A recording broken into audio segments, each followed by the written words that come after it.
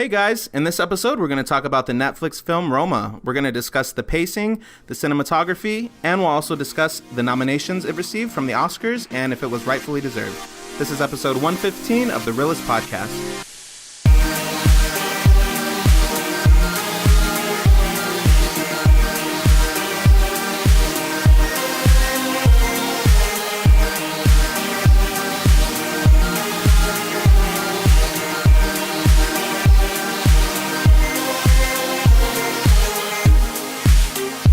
Hello, listeners. I'm Donnie. And I'm Oscar. And we have our producer, Ruben, here.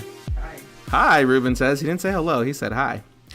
Thank you guys for tuning in. No, bonjour. He said hi. Not hola. Not konnichiwa. He said hi. Hi. I H in backwards. Okay. Are you crying right now? No. You look like you have a tear in your eye. Thank you guys so much for joining us. This is going to be a special episode.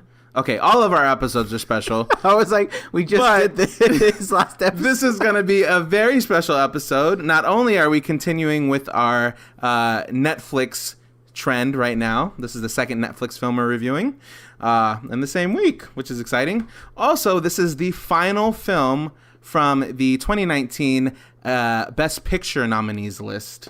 So there's 8 nominees, 8 films nominated for Best Picture. We've reviewed all 7 of them, and this is the final one that we have to review.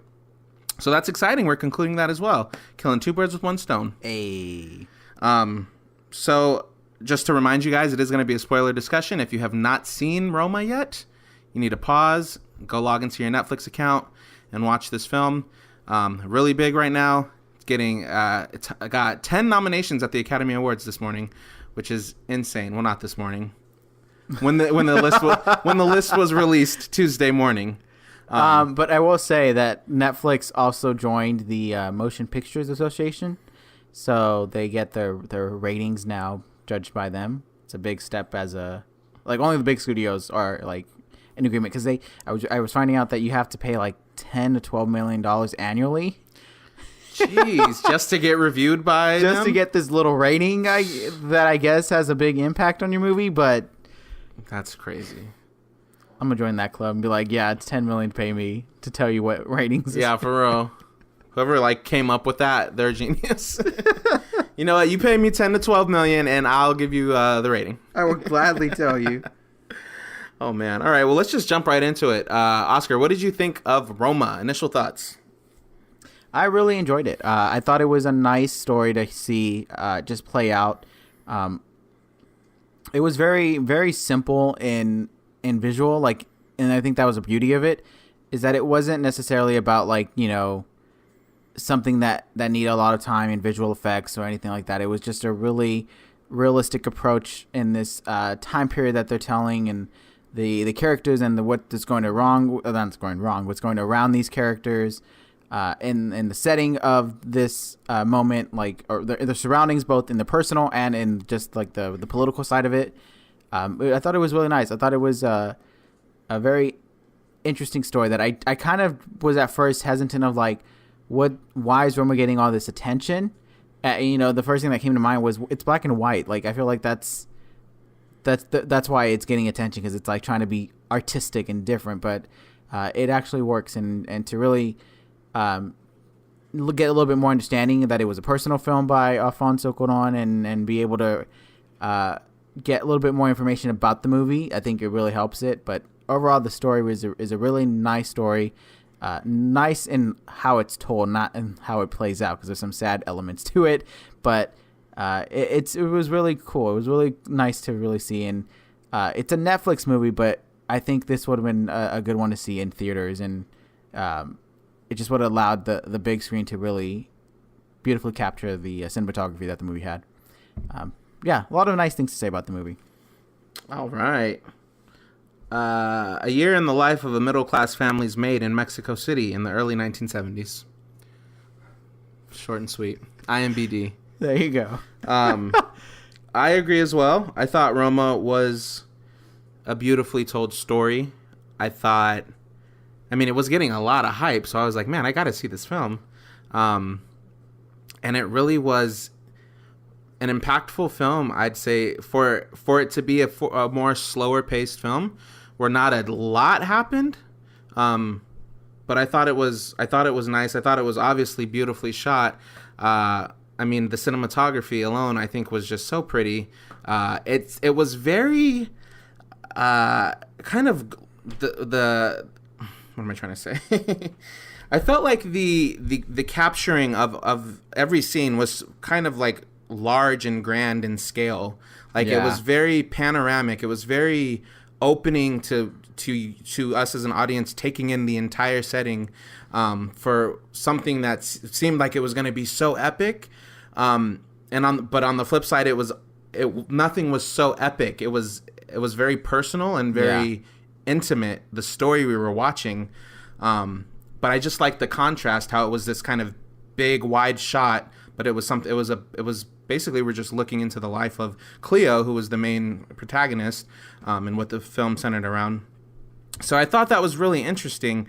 I don't know. I don't know I mean, did that affect did you appreciate that, or was it something that you weren't really, it was just like, they could have shot it? Because on the flip side, I would have thought that they would have, because it was such a personal, intimate film, that there would have been a lot of more just like close-ups, or a lot of, where you're just kind of seeing the character, maybe just seeing the face or the body, not so like kind of widespread like it was. Yeah. And the fact that you had mentioned it was in black and white, that added something to it too. Was that something that you were fine with, or was it like they didn't need to do it?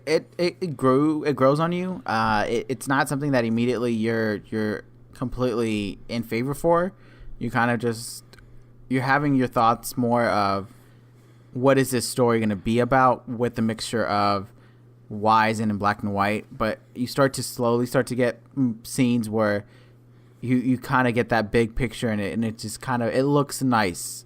And I say it looks nice, not necessarily in the like, what we're seeing is nice, but it's just like it really adds this wide net, as you said, like this depth to this location, that it's a real place that you feel like you are actually able to go there, instead of like, cut, and you turn around and it's all studio sets behind them.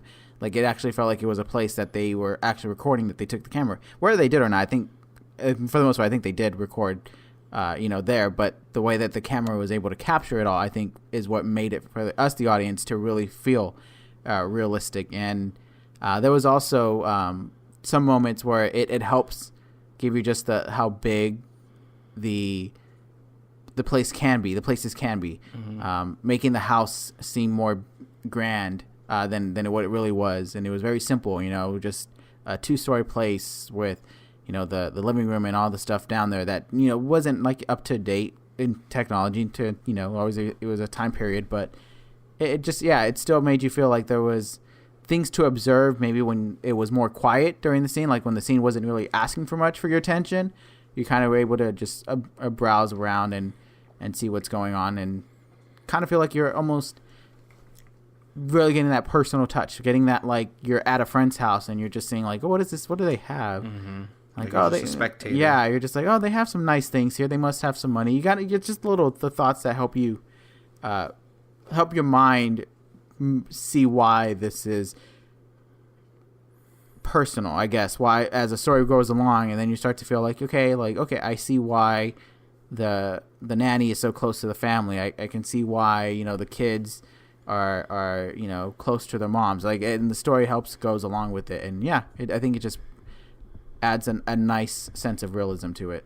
Yeah, I totally agree, and I think you're saying it kind of makes you just feel like you're at a friend's house and you're just looking around. There's a scene early in the film where it's just the camera is just kind of rotating 360, just showing you the whole house and all the interior, and just very simple, like you would do if you went to someone's house and they're like, "Oh, just wait here, I'll be right back," and you're kind of just walking in a circle, just looking at everything, Yeah. It had really nice touches like that that were really like realistic and made me feel like I was just there, just just looking around, taking it all in. I mean, you talk about letting a scene breathe, as Justin loves to say, kind of introduced us to that term. I feel like this movie definitely had a lot of that, a lot of letting scenes breathe. I mean, even the opening was, just we kept seeing these puddles of water kind of being splashed on the ground. And I mean, that was pretty lengthy. And some people might go, that was a little unnecessary or it's too long. Because there were some moments like that were kind of strung out or drawn out a little. But, I think I appreciate those moments because it's like, we're watching a drama. We're not watching like a blockbuster where I have to be entertained the whole time and there has to be like car chases and explosions all the time. It's like sometimes we just, if the director wants to show that, if it's, significant for whatever reason, then he wants to show it. So I think it's okay to just watch it and to just take it in. Yeah. So I liked those moments. And for it to be black and white, it was a very pretty film. Like, I mean, it was very glossy and shiny and shimmery and a lot of, reflective, a lot of water or things. You could see the reflection in like puddles of water or like the sides of the car or things like that. It was just had this kind of glossy overall touch to it that I really liked. And I dug it, man. I dug it. And I think I was really into it. And I think that was one of the things I really liked about it is, although some would say it is kind of a slow-paced film, like nothing super climactic really happens. There's like two incidences that are, I guess, a little dramatic. One of them, spoiler alert, by the way, if you haven't seen this, maybe I did a spoiler alert. I don't think you know. Okay. Spoiler alert, gonna get into some specific scenes. But one of the scenes when Cleo was with the grandmother at the, I think it was like some kind of store or something, and that riot happened. It was like a protest or something, and the riot happened. That was like one of the probably the most, I guess I'd say, climactic scenes in the film, and it wasn't even the climax of the movie. It was just that was a part of the story. For the most part, the rest of the story was pretty tamed. So, I think it says something that a movie can keep you into it and keep you, I guess, captivated is the word I want to say. Can keep you interested and invested in it with not so much going on. Did you ever feel like, Oscar, the movie was too anticlimactic, or were you just taking it in as this is just a story where we're in the eyes of Chloe, we're just peering into her life?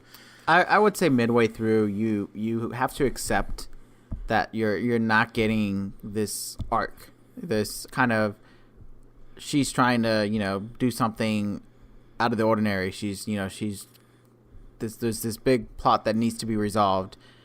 You realize that this is just more of a personal life observation that you're really making. You have the story of that she's pregnant and she's gonna have to do some changes.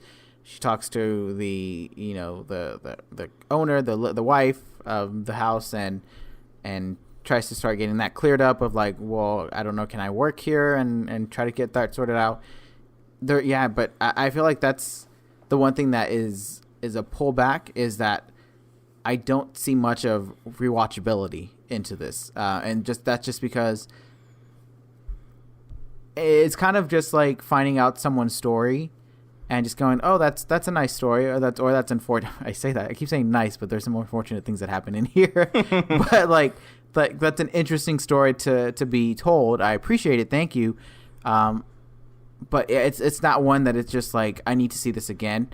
Maybe in the sense of like, oh, I need to show you this movie, so Donnie, let's watch Roma. Maybe in that way I would watch it again, but I don't think I would seek out seeing this movie again, because it doesn't have anything that you really that you think of in the sense of like, you're gonna say, oh, that I'm gonna remember that scene. That's the scene that I remember immediately. In some ways, some other movies do. Some movies have those moments that you think of like, that is what's gonna be established for Roma in my head.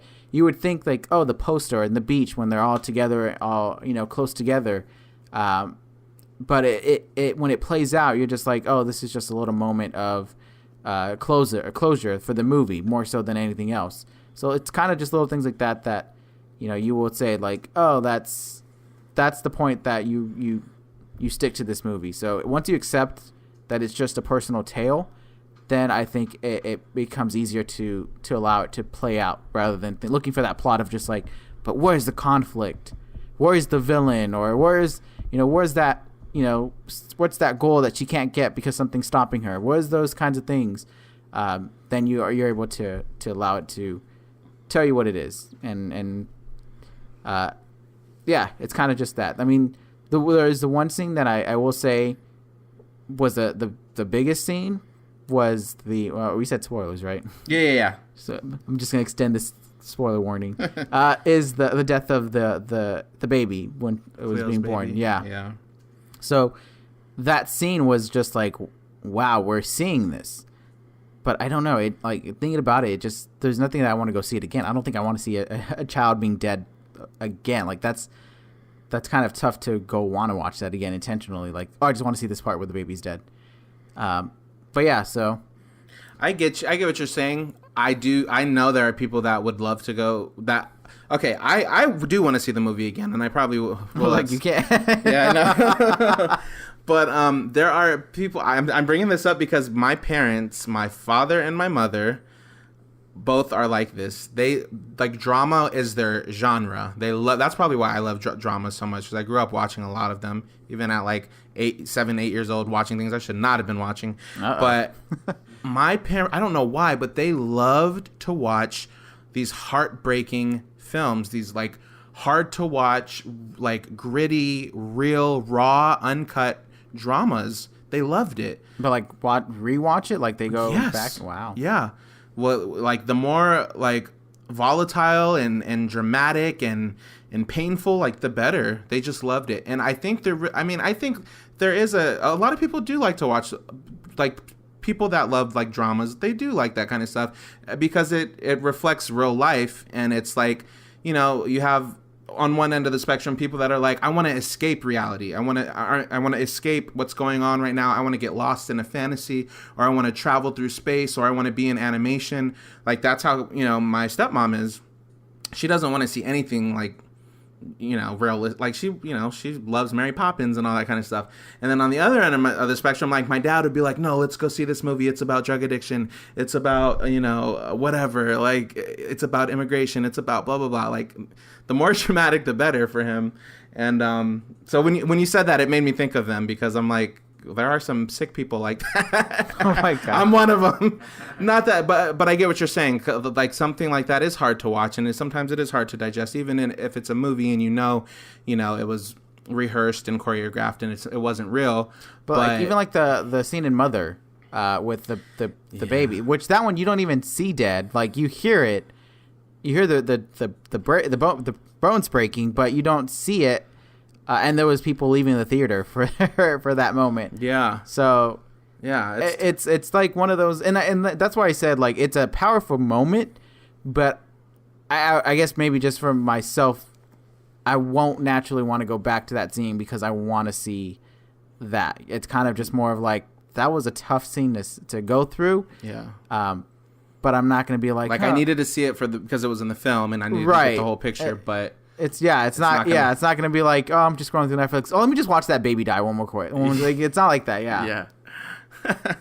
No, I gotcha. Well, this movie has definitely been winning a lot of people over, specifically the Academy. I mentioned that they got 10 nominations, which is crazy. I mean, it's not crazy. It's just, it was a Netflix film and it's a foreign film and it got. It was Casey and JoJo crazy. Yeah, I'm not going to sing it. Would have rights. 2 surprising nominations was Yalitza Aparicio for Best Actress and Marina de Tavira. Marina de Tavira. Try to put a little accent in it. For Best Supporting Actress, which I'm happy with. It was a shock. I didn't think it was going to happen. I had no idea. I mean, they didn't get any recognition at the Golden Globes. That's the only really award show I think we watched. Do you know if they got nominated for like at any other award show? That I'm aware of, no. Like here in the United States. Yeah, so that was like a pleasant surprise. Unfortunately, I mean, we kind of talked about this in our Oscars episode. I don't think either of them will win. But how do you feel about them being nominated in general? It's tough because I understand the love for Roma. I completely understand why the Academy wants to be like, let's give it an award for that, and let's give it an award for that. I just don't know if the performances necessarily justify them being over other actresses that had different roles and had a bigger part. It's just tough. Like, the movie, you don't think of Roma because of these performances. I think the performance is probably the last thing that it has as powerful and strong that you make it watch. I think the directing, I think the cinematography, I think there's a lot more aspects of the movie that really make it stand out, and that's why I can see Roma getting those awards.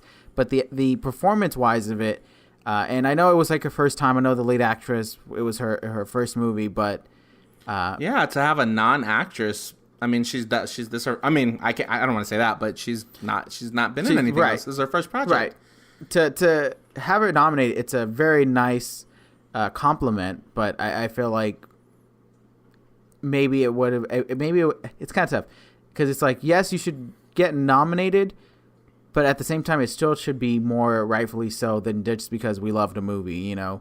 And I know we all would do that. We all would put, you know, our favorite actresses and actors on movies that maybe shouldn't be up there. Like, I probably would be like Jason Momoa for Best Actor, you know, and those things like that. I understand that. I forgot to mention this in that episode when we were talking about snubs, but Jennifer Lopez for second act was just saying biggest snub ever. Biggest snub. You and 3 people agree. Okay, cool. Ruben being one of them. Just kidding. It's like, nope. I want no part of that. He won't admit it. But he knows I'm right. But no, yeah. So I don't know. It's a tough one. It's like, I feel like we didn't need them to get nominated. I just feel like there's a lot more things that we can appreciate about Roma than those nominations. Yeah. I found it interesting. We were watching one of your YouTubers' videos. Yes, Grace Randolph. Yes. Shout out. Beyond the trailer. And she was giving us a little information. She was saying that the woman who played Cleo's friend in the movie is her best friend in real life. Yeah. Which was very interesting. And at first I thought, if there was a minor actress nomination award, you probably would have gotten nominated too. I feel like the Academy just really loved Roma, that they were just like, anything that we can put Roma related, we will. Yeah. Well, I thought it was... Which is great for the film. But yeah, I mean, just... I don't know. I agree. I think there were other performers who...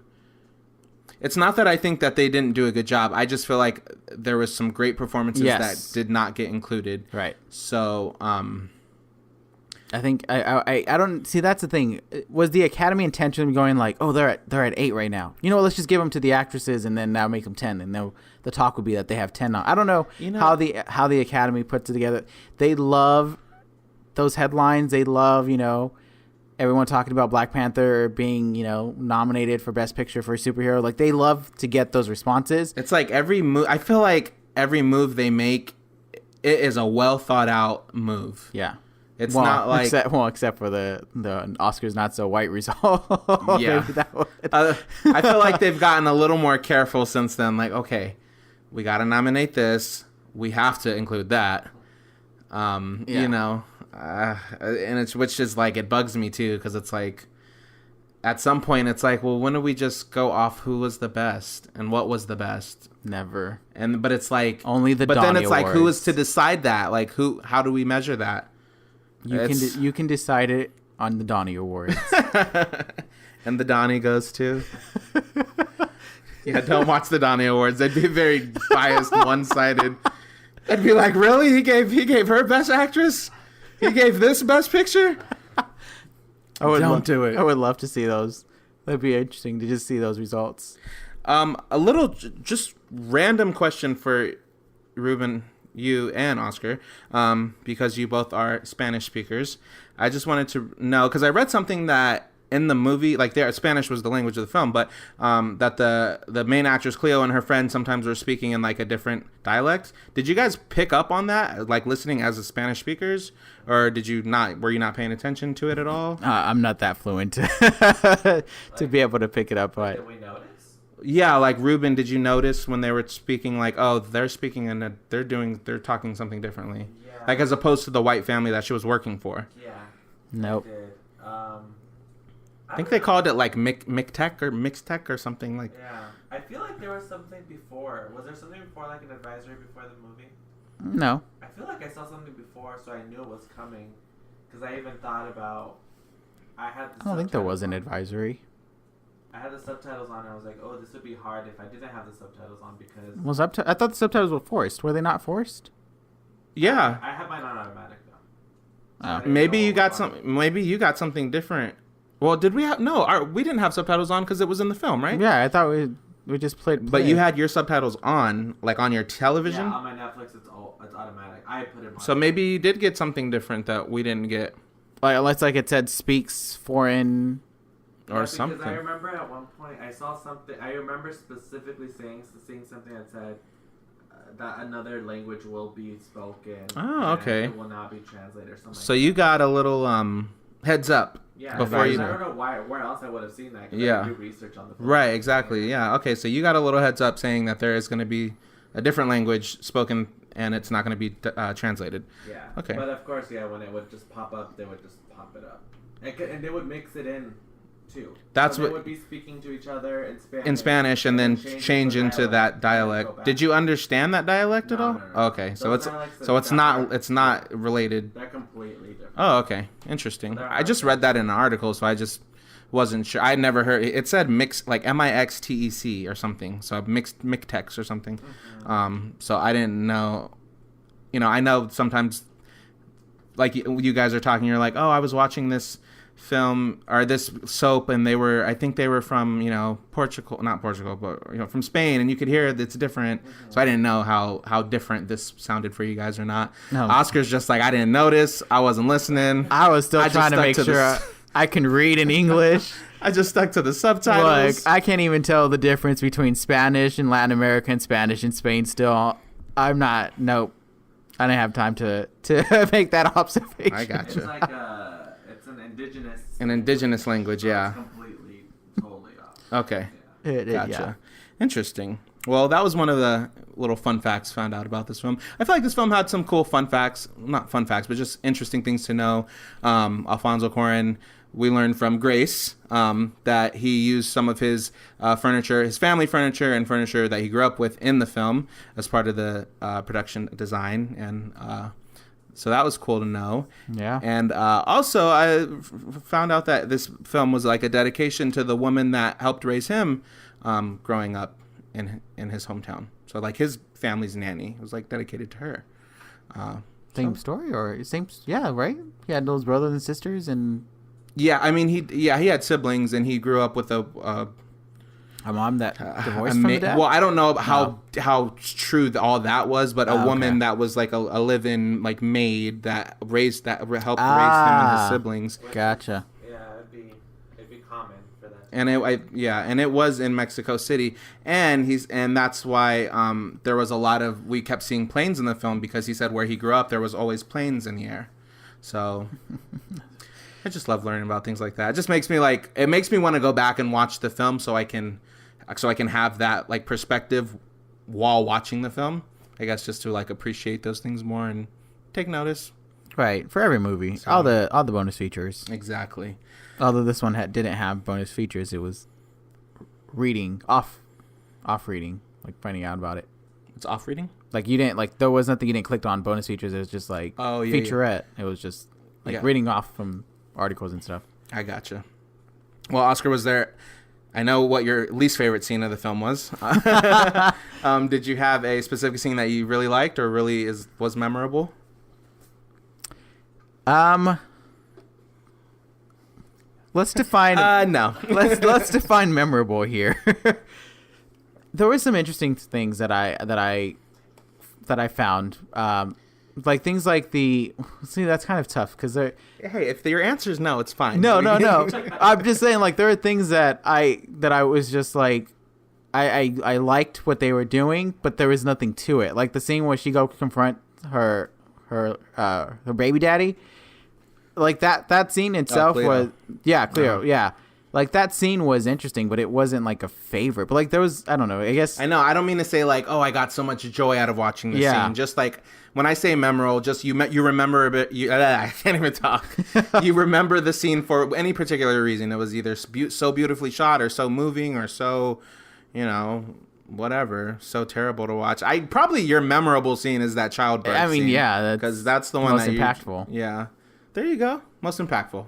We'll start saying that from now on. I'm gonna start adapting. I'm gonna say I really liked the End credits. No, it's not always the end credits. I really liked it was one of the final scenes when Cleo, sorry, trying to change her name. The American adaptation. No, seriously. Here we go. When Cleo was going into the water to essentially save the children that she was taking care of.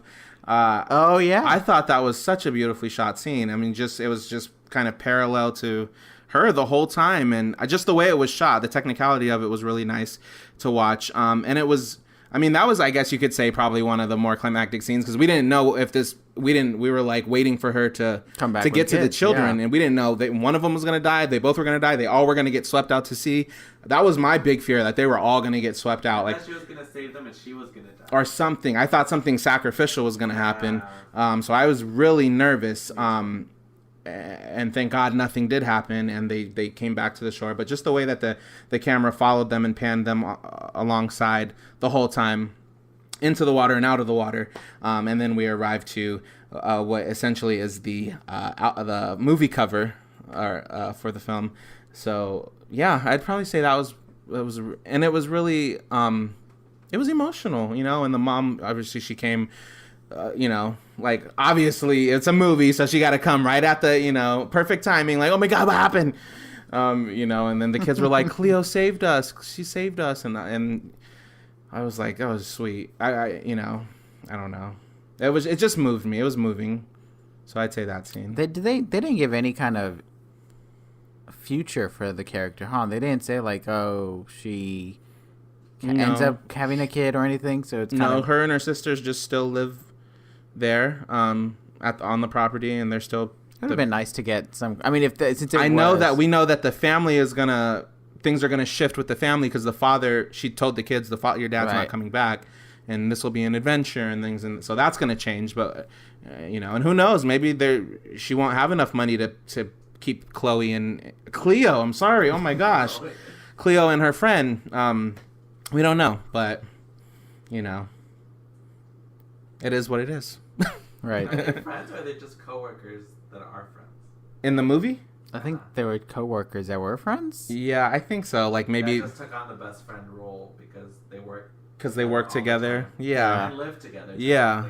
That's what I took it as. Roommates, coworkers, and friends. Yeah, that's what I took it as. So, and so that was, you know, that was that. Oscar, final row score for Roma. It's gonna be a 4 out of 5. I thought it was really a nice, solid story. We covered a lot. There were some things that I felt dragged, and I know, as we said with the phrase "letting it breathe," I was one of those that was just like, you don't have to breathe that much. At this point, I'm gonna die of too much breathing. Is there over breathing? Oh man. I don't know. I understand. You know, it's a personal film. I get, like, it's not a blockbuster. I totally get that. I'm not saying it needed to be fast paced, but I just felt like they could have been moments where it would have allowed us to continue on to the story that could have gave us more stuff to explore, rather than getting too many, like, let's just sit here and let this scene go on, and the characters either like cleaning or doing like one simple task. But I feel like that could have been shortened a little bit, and then when needed, then let the scene go longer. But those little things that didn't need to be there, like that, to me, my personal opinion for that. But yeah, the other things that just worked were the things we talked about. But the what was the other one I would say? There was another one that the lack of, it's kind of tough, not backstory or development, but just the lack of getting information about these characters. I understand what was being told at this moment, but it just would have been nice to kind of get an oversight as to what these characters are overall trying to do in life. Like, well, I don't know what her life goal was.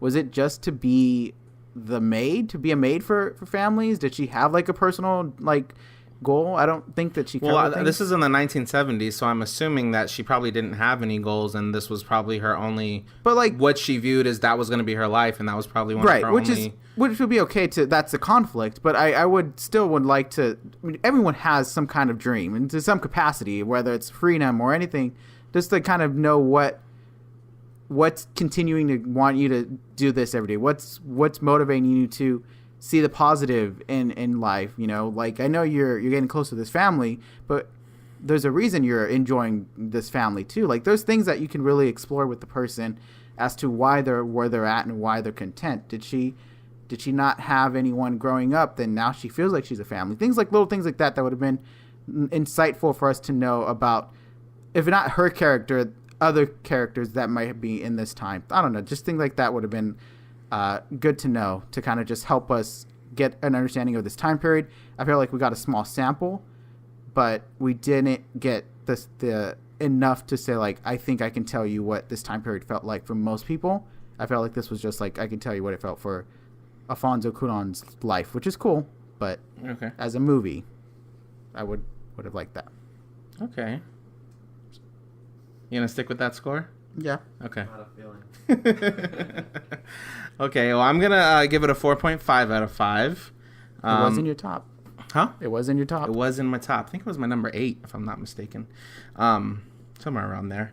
I thought it was just. I love the films, you know, where nothing is super crazy is going on. You're just witnessing a character go through life.